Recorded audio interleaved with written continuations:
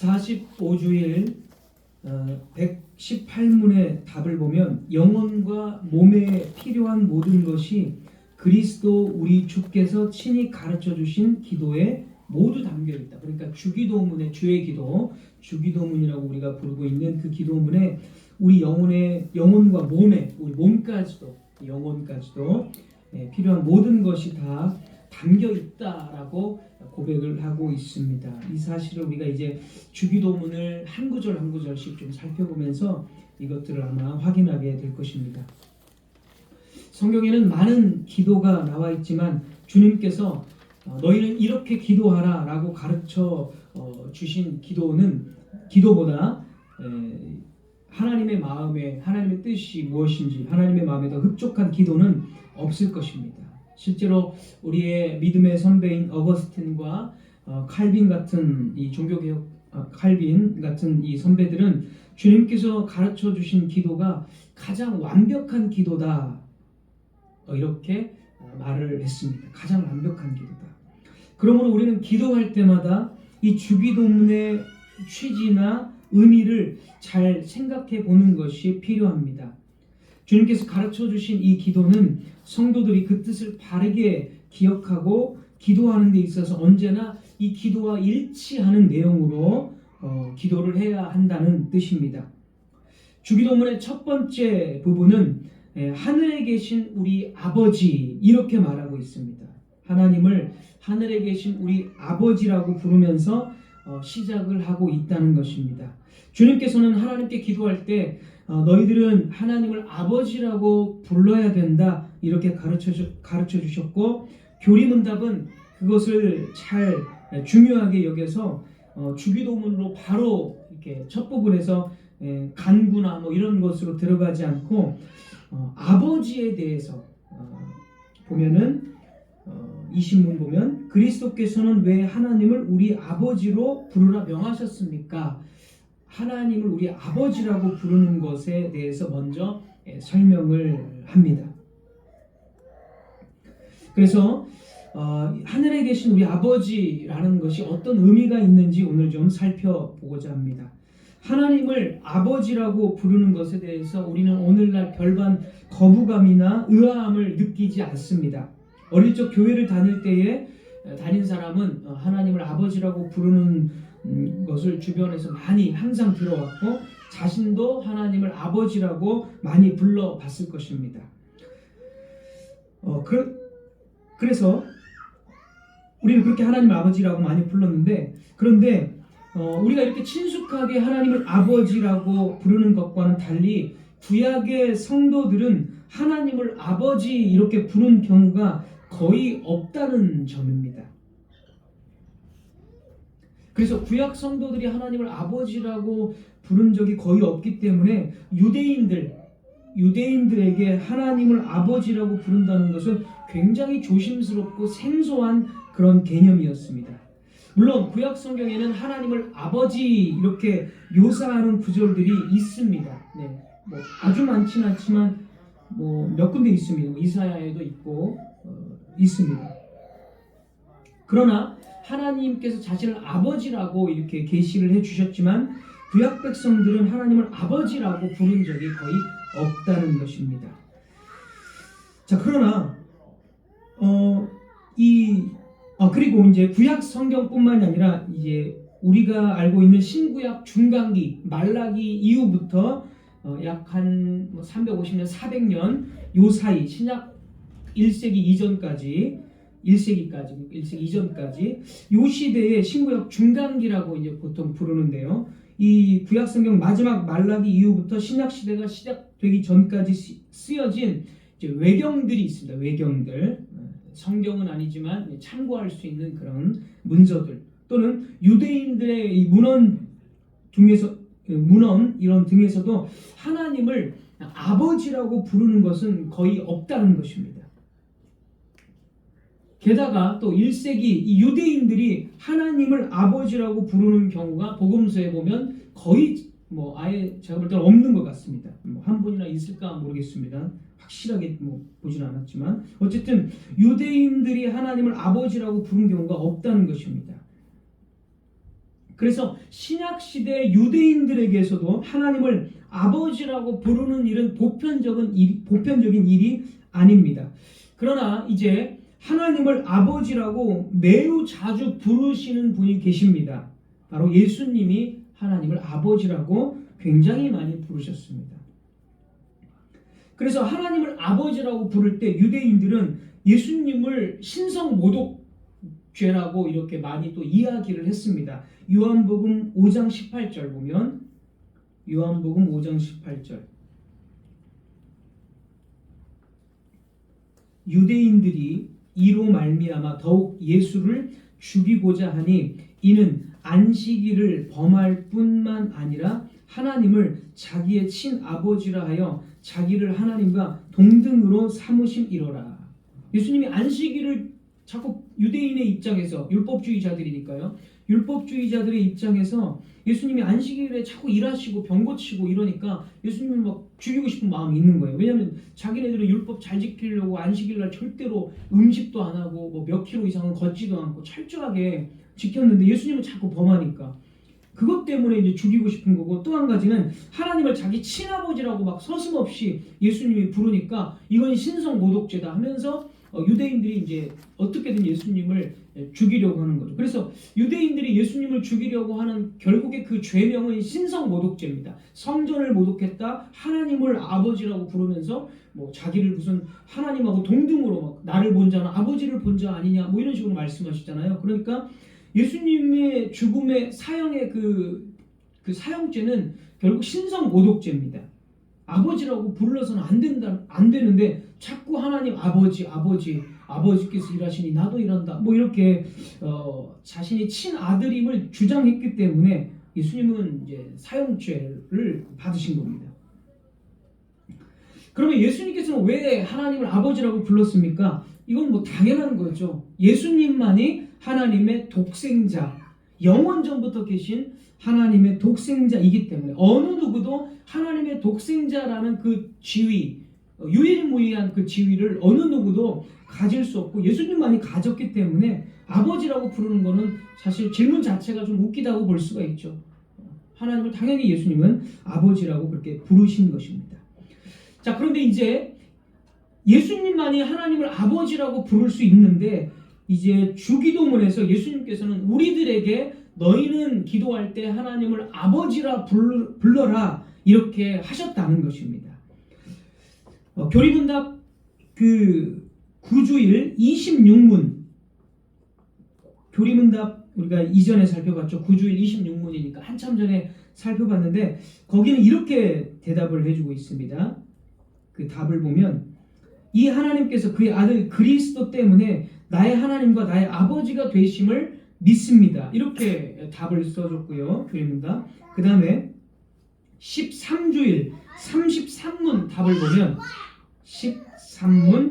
13주일 33문 답을 보면 우리는 그리스도로 말미암아 은혜로 입양된 하나님의 자녀입니다. 이렇게 답을 해주고 있습니다. 그러니까 우리가 하나님을 아버지라고 부를 수 있는 이유는 철저하게 예수님 때문에 그렇게 부를 수 있다라고 교리문답이 이야기해주고 있고, 특별히 여기서는 입양된 자녀다 이렇게 말합니다.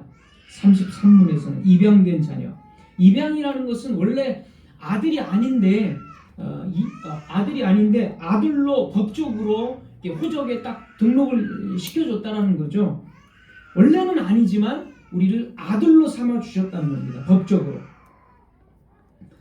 그리고 이것이 이제 가능하게 된 방식에 대해서 히브리서 2장을 우리가 한번 좀 살펴보겠습니다. 왜 우리가 예수님 때문에 하나님의 아들이 되었는가?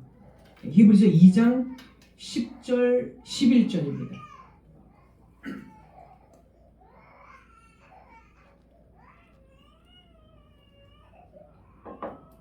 히브리서 2장 10절 11절. 그러므로 만물이 그를 위하고 또한 그로 말미암은 이가 많은 아들들을 이끌어 영광에 들어가게 하시는 일에 그들의 구원의 창시자를 고난을 통하여 온전하게 하심이 합당하도다. 여기 10절 보면 하나님께서 많은 아들들 이렇게 말합니다. 많은 아들들을 이끌어. 그러니까 많은 아들들은 이제 성도들, 우리들을 지칭하는 겁니다. 하나님께서 많은 아들들, 우리들을 이끌어서 영광에 들어가게 하시는 일에 우리들을 아들들로 삼으셨고 영광에 들어가게 하시는 일에 그들의 구원의 창시자 예수님이죠. 예수님을 고난을 통하여 온전하게 하심이 합동하도다. 그러니까 예수님을 고난으로 죽게 하셨다는 거죠. 우리들을 아들들로 이끌어 영광에 들어가도록 하기 위해서. 11절입니다. 이어서 11절. 거룩하게 하시는 이와 거룩하게 함을 입은 자들이 다 한 근원에서 난지라. 그러므로 형제라 부르시기를 부끄러워하지 아니하시고, 거룩하게 하시는 이는 여기서는 이제 예수님입니다. 예수님이 우리를 거룩하게 하셨다 이렇게 말하는 거고, 그 다음에 거룩하게 함을 입은 자들 역시 우리들입니다. 여기 예수님과 우리 사이를 그렇게 표현을 해주고 있습니다.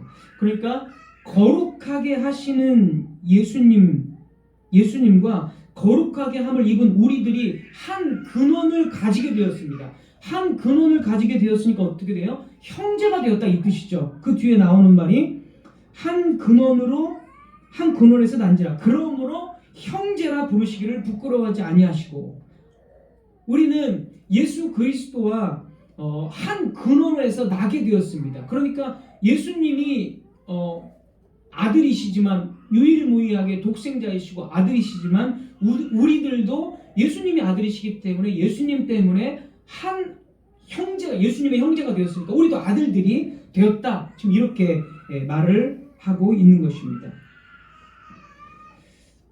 한 근원이라는 게 무슨 뜻입니까? 예수 그리스도께서 죽으시고 부활하심으로써 우리가 온전히 예수님과 연합되었다는 것을 뜻하죠. 그래서 한 근원에서 우리가 나게 된 것입니다. 그러니까 이제 성경이 말하는 것은 예수님께서 우리와 연합해서 죽으시고 부활하셨기 때문에, 그래서 우리와 같아지셨기 때문에 예수님과 같이, 물론 독생자라는 것은 예수님만 해당이 되는 거죠. 우리가 뭐 독생자는 아니죠. 아까 말씀드린 대로 우리는 입양된 자녀, 예수님과의 지위와는 분명히 다른 개념이죠. 예전에 하이델베르크 할 때 말씀을 드렸습니다. 어쨌든 예수님 때문에 우리는 하나님을 아버지라고 부를 수 있게 되었다라는 것입니다.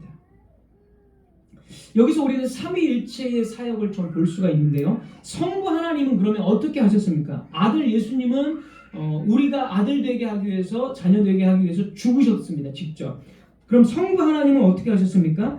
아들을 고난에 내어주기를 주저하지 않으시고 내어주셨다는 거죠. 그래서 많은 아들을 이끌어 영광에 들어가게 하시기 위해서 구원의 아까 10절 말씀 보면 구원의 창시자를 고난을 통하여 이렇게 했습니다. 성부 하나님은 우리를 자녀로 삼으시기 위해서 자기 아들을 친히 내어주셨습니다. 그리고 성령께서도 일을 하셨습니다. 성령께서는 단순히 마음의 감동을 주시는 정도가 아니라 하나님의 자녀라는 신분을 확정하시고 우리의 입술로 하나님을 아버지라고 부를 수 있게 하는 영으로 나타나십니다.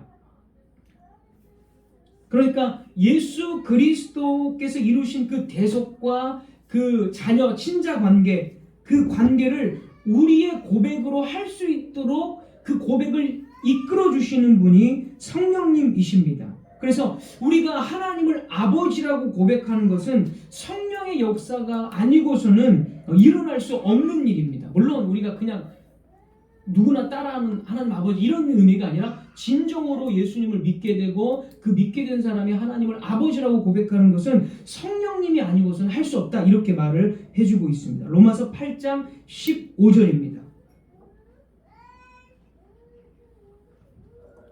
로마서 8장 15절.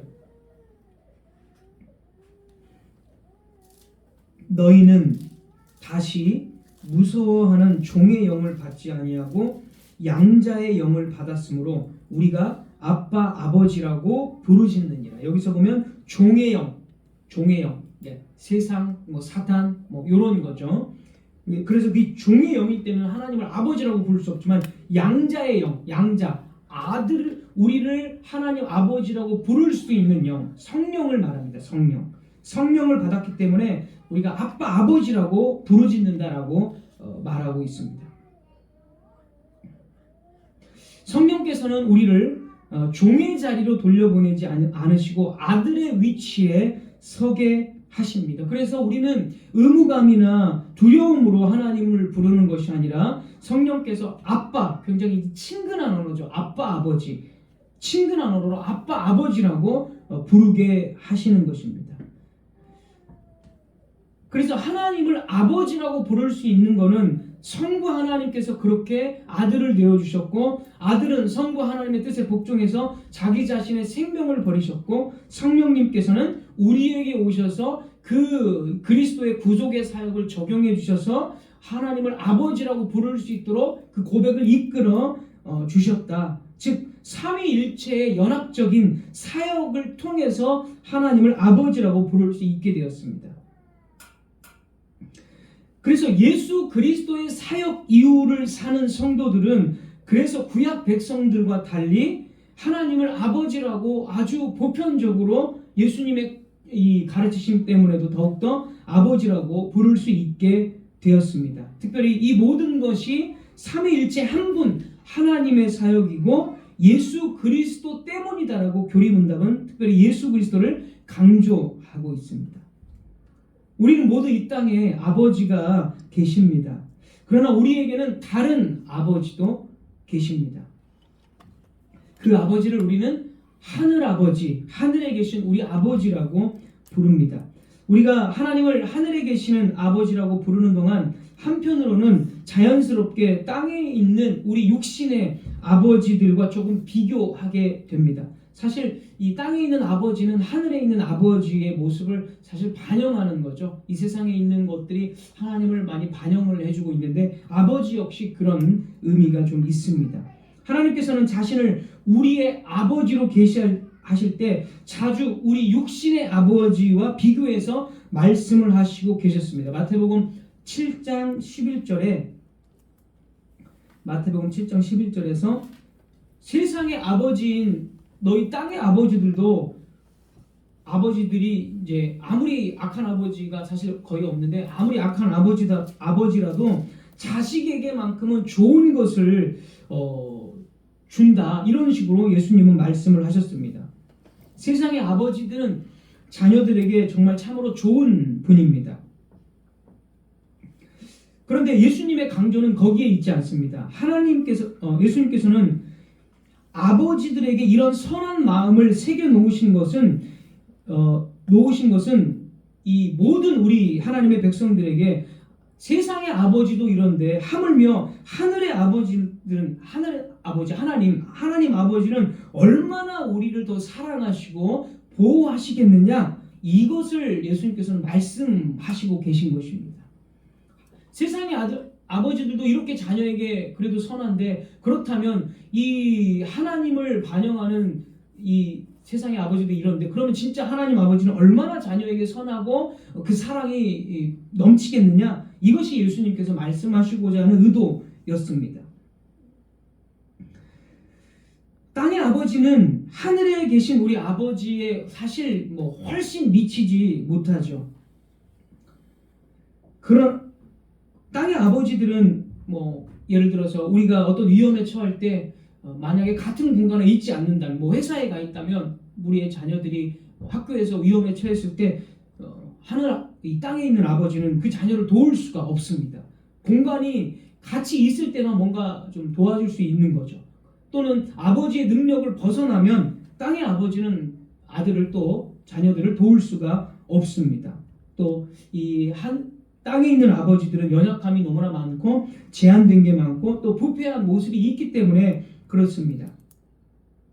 그러나 하늘 아버지는 모든 시간과 공간을 다 초월해서, 그리고 능력이 무한하시기 때문에 땅의 아버지보다 훨씬 더 많은 사랑과 은혜와 보호하심을 주실 수 있는 분이십니다.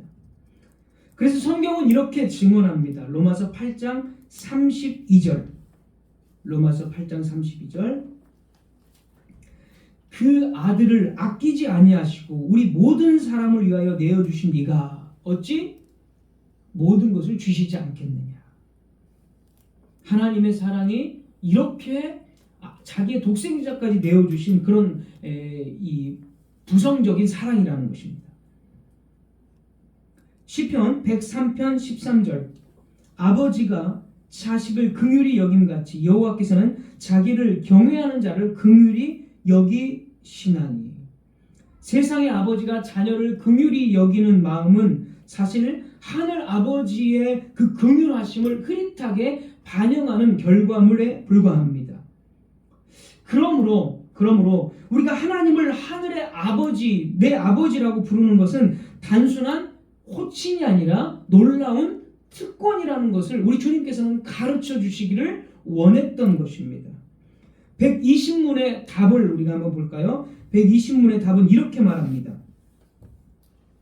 120문 그리스도께서는 기도의 첫 머리에서부터 우리 마음에 하나님께 대하여 어린 아이와 같은 공경심과 신뢰를 불러일으키길 원하셨는데 이것이 우리의 기도의 기초입니다. 하나님을 아버지라고 부르는 것은 정말 그냥 우리가 단순히 그냥 하나님께서 아버지라고 부르셨으니까 그냥 아버지라고 의뢰 불러야지 이런 게 아니라 이 안에는 놀라운 은혜와 특권들이 있다는 것이고 특별히 교리문답에서 강조하고 있는 것은 어린아이와 같은 공경심과 신뢰를 드리는 것이다 이렇게 말합니다. 성경이 강조하는 것은 자녀가 아버지를 향해 갖는 전적인 의탁, 순종, 경외 그리고 깊은 신뢰입니다. 하나님을 아버지라고 부르는 순간 우리는 하나님 앞에서 우리 스스로를 다른 존재로 규정하게 됩니다. 잘 생각해 보십시오. 우리가 하나님을 아버지라고 부른다는 것은 우리는 우리 스스로 인생을 붙잡는 존재가 아니라 아버지의 돌보심에 우리 자신을 전적으로 맡기는 자녀, 그런 신분으로 규정이 됩니다. 어린아이가 아버지에게 묻고 기대고 의지합니다. 스스로 해결하려고 하지 않습니다. 하나님을 아버지라고 부를 때 우리는 우리 자신의 모든 것을 하나님께 맡기며 신뢰하는 존재로서 새롭게 서 있는 것입니다. 그래서 우리가 기도할 때 하늘에 계신 우리 아버지여, 우리가 이 기도를 할 때 언제나 이런 의미가 있는 것입니다. 이 아버지는 세상 땅의 아버지보다 그 능력이 무한하시고 시간과 공간을 초월해서 우리를 도우실 수 있는 분이시고 그리고 자기 아들을 내어주신 같이 우리를 무한히 사랑하신다라는 그런 인식 속에서 우리는 기도해야 된다라는 것을 보여주고 있고 어린아이와 같은 전적인 신뢰를 우리가 하나님 앞에 드리면서 기도해야 된다는 것을 가르쳐 주는 것입니다. 사실 우리는 자주 하나님에 대한 이 신뢰를 잃어버립니다. 내 삶에 좋지 못한 일들이 일어났을 때 하나님에 대한 신뢰가 흔들립니다. 사실 고민도 많고 과연 하나님께서 나를 돌보시고 계시는가? 그 약속에는 하나님이 모든 것을 선으로 바꾸시고 나를 돕는 분이시다라고 약속은 이렇게 성경에 되어 있는데 실제로 우리가 굉장히 어려운 일을 겪으면 우리는 흔들리기 마련입니다. 그러면서 하나님 왜 내게는 좀 일이 척척 좀 풀리고 좋은 일들만 좀 생기면 좋겠는데 믿음으로 좀 정말 이제는 마음을 고치고 믿음으로 살고자 하는데 하나님 왜 나에게는 나쁜 일들만 어려운 일들만 생깁니까? 하고 묻게 됩니다. 왜 이렇게 나쁜 일만 생깁니까? 라고 왜 물을까요? 우리가 그것은 우리가 하나님이 우리에게 무한히 좋은 분이시고 땅의 아버지보다 훨씬 더 사랑이 많으시고 모든 것을 가장 좋은 것을 주시는 아버지임을 자꾸 잊어버리기 때문입니다. 우리 교리문답을 다시 한번 보시면 이렇게 가르치고 있습니다. 교리문답에서는 밑에서 하나 둘 셋 중간에 하나 둘 셋 네 번째 줄 위에서 세 번째 줄 중간 하나님께서는 위에서 세 번째 줄 하나 둘 셋 하나님께서는 답을 보시면 하나님께서는 그리스도로 말미암아 우리 아버지가 되셨으며 우리가 믿음으로 구하는 것에 대해서는 우리 부모가 땅의 좋은 것들을 거절하지 않는 것보다 훨씬 더 거절하지 않을 것입니다. 이것이 사실입니까? 사실입니다. 그런데 왜 우리는 자주 내 삶에 좋지 못한 일이 생기고 하나님은 나를 돕지 않는 것처럼 느낍니까?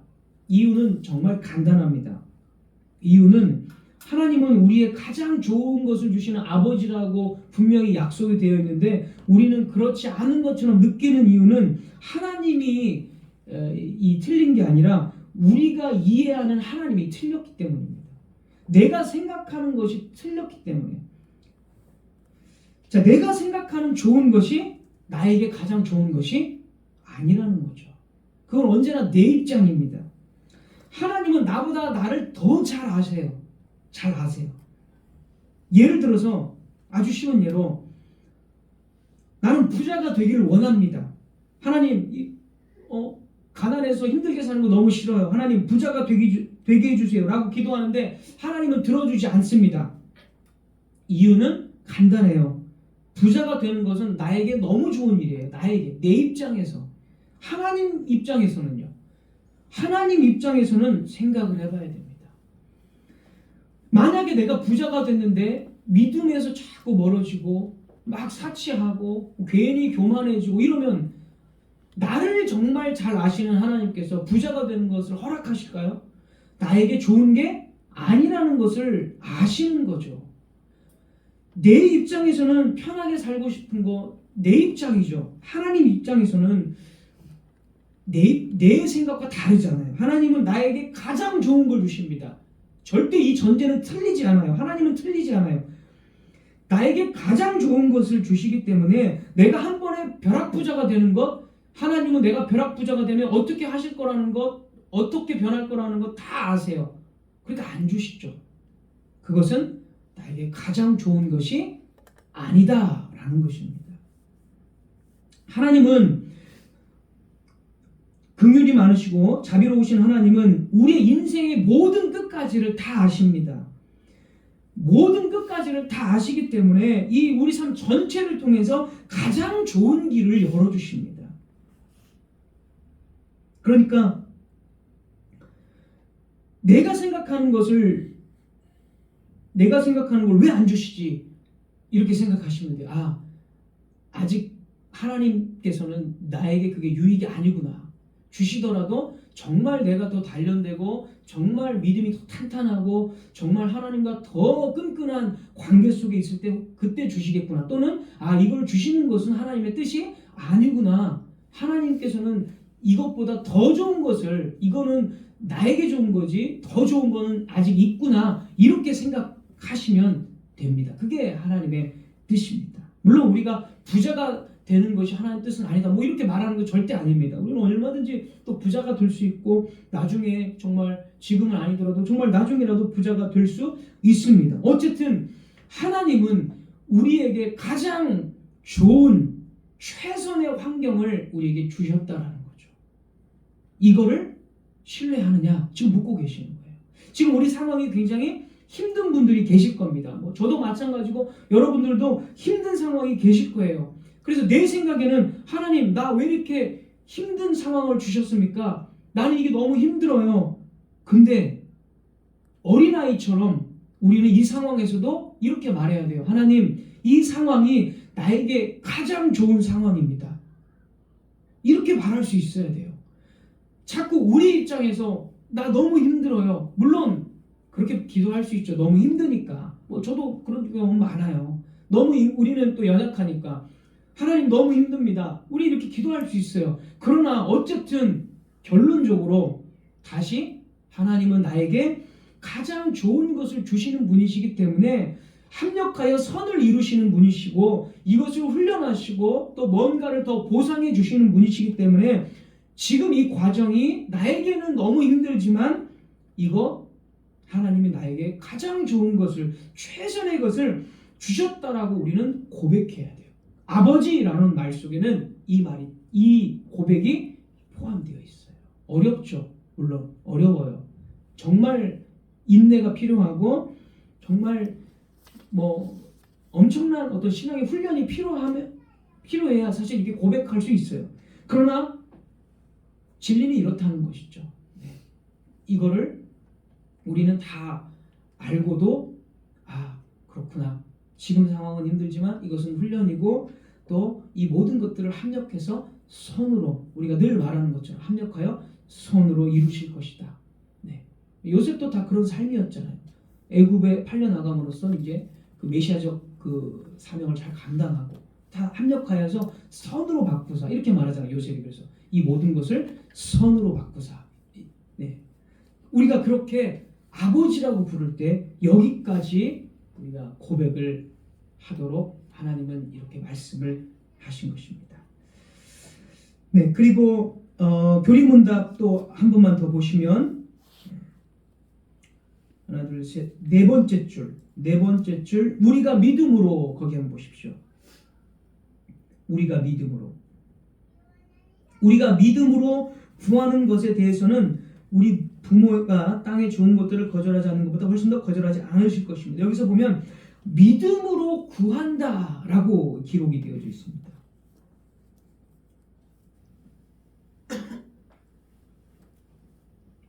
자, 우리가 믿음으로 구한다라는 것이 이제 왜 앞에 이렇게 약간 단서처럼 붙어 있는데 요거를 설명드리기 전에 디모데전서 4장 7, 8절 한번 제가 읽어드리겠습니다. 디모데전서 4장 7, 8절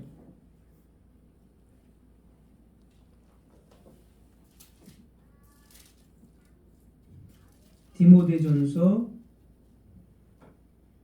4장 7, 8절 믿음으로 구하는 것에 대해서 가장 좋은 것을 주신다는 거죠.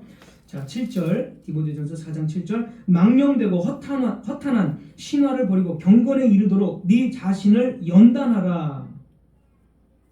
망령되고 허탄한 신화를 버리고 경건에 이르기를 연단하라는 겁니다. 왜 그렇게 해야 될까요? 그것은 8절에 이렇게 설명됩니다. 8절 육체의 연단은 약간의 유익이 있으나 경건은 범사에 유익하니 금생과 내생에 있어 약속이 있느니라.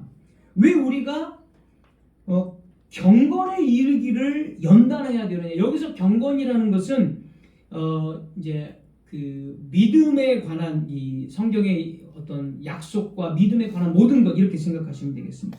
그럼 왜 우리가 경건에 이르기를 연단해야 되느냐? 그 이유는 육체의 연단은 약간의 유익. 이게 무슨 말이냐면 세상이 주는 어떤 육체적인 것, 세상이 주는 이것은 약간의 유익입니다. 쉽게 말해서 이 세상이 육체의 유익이라는 것은 잠깐이라는 거예요. 잠깐. 약간의 유익, 잠깐. 그러나 경건은 보십시오. 범사에 유익하니 금생과 내생에 약속이 있느니라. 금생, 지금생, 내생, 내세. 그러니까 이 세상과 나중에 죽어서 가는 내세에서도 약속이 있다는 거예요. 경건에 이르는 그 연단하는 그거는.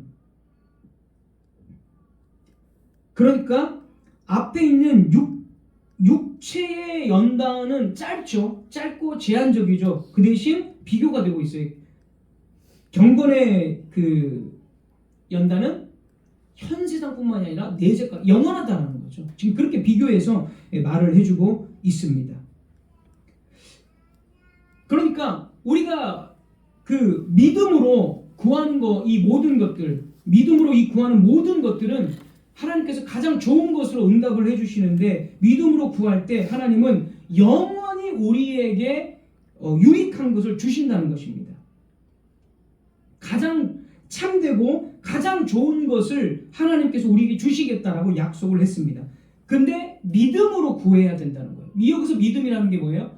하나님께서 약속하신 것을 이렇게 예수 그리스도 안에서 약속을 다 해주셨는데, 그 예수 그리스도 안에 모든 선한 보화와 같은, 지난번에 말씀대로 모든 그리스도는 샘물이시고 하늘의 모든 선과 유익을 다 가지고 계시는데, 그 모든 좋은 것들을 이 세상뿐만이 아니라 영원히 공급해 주시겠다라고 그렇게 믿음으로 구해야 된다는 거죠.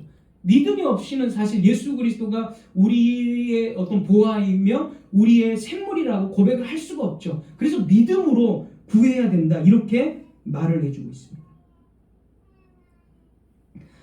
하나님을 아버지라고 부르는 것은 이 모든 것, 지금까지 말씀드린 것을 정말 믿는 거고, 그래서 믿음으로 구하는 것입니다.